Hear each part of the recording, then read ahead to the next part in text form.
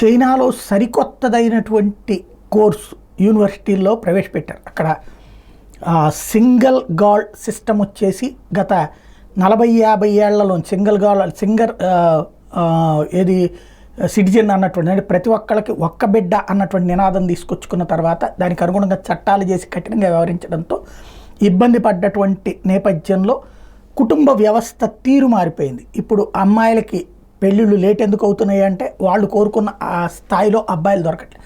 అబ్బాయిలకు పెళ్ళిళ్ళు ఎందుకు లేట్ అవుతున్నాయి అంటే అమ్మాయిలు తమని ఇల్లరికం తరహా బ్రతుకు కోరుతున్నారు, అందుకు అంగీకరించలేనటువంటి పరిస్థితి.